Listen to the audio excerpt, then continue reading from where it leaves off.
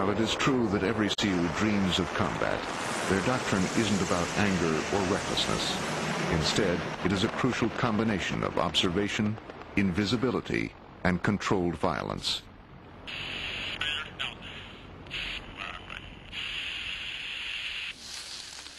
What separates a Navy SEAL or any other special operations force from another soldier is not so much his physical capability, but the mental capability, whether he can handle the mental stress, whether he can think on his feet, think innovatively, and even think creatively as a warrior, versus the traditional military mindset, which is to follow orders.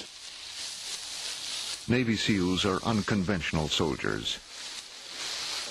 They have to be. They are often the first ones to infiltrate enemy territory to collect intelligence. Sniper teams can also clear the area of anything or anyone who may threaten the outcome of their mission.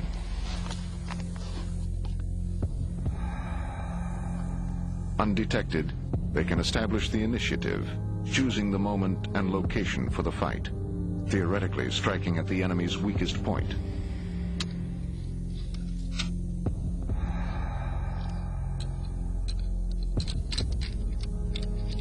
Becoming a sniper is one of the most sought-after jobs within the SEAL units, with some of the most exacting qualifications.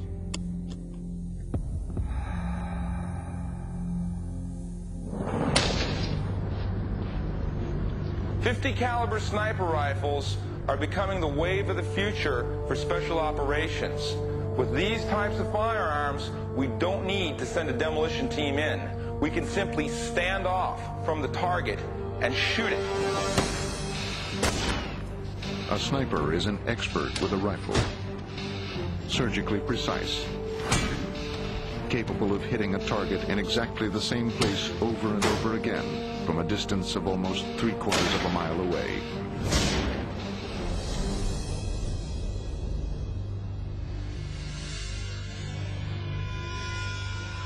But a sniper must be more than a good shot.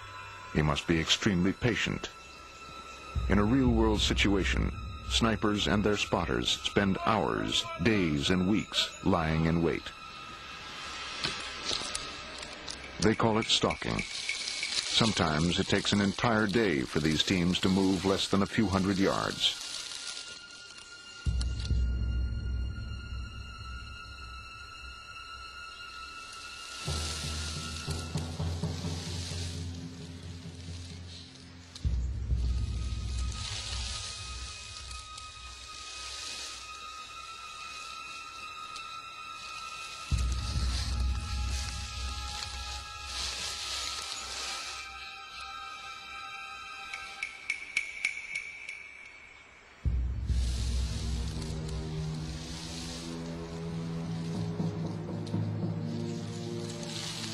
In the SEAL teams, we have the best trained snipers in the military.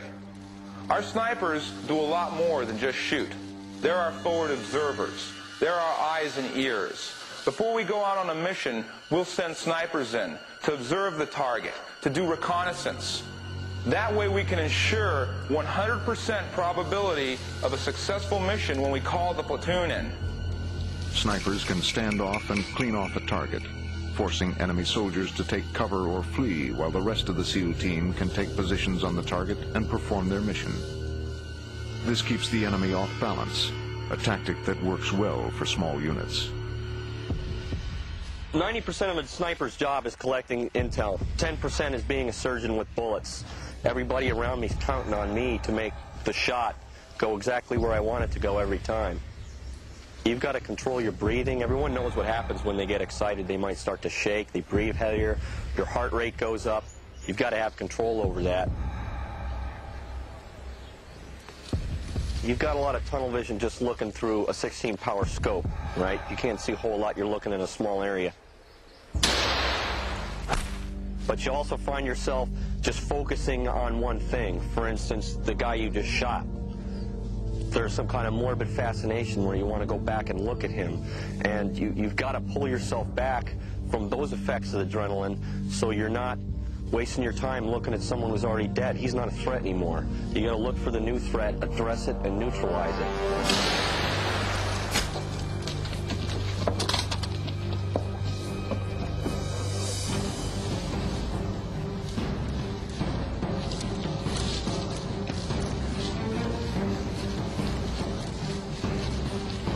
SEALs will attack a target from several different directions at once. Using the sniper team to cover them, a SEAL squad increases its ability to get in close without being detected or suffering casualties.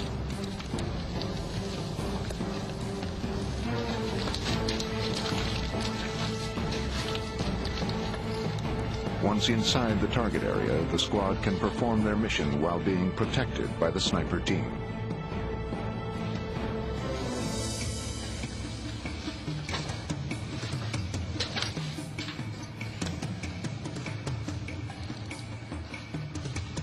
For secret intelligence operations that have no clearly defined battle lines or requirement for a conventional military deployment, the SEALs remain an important weapon for American policymakers.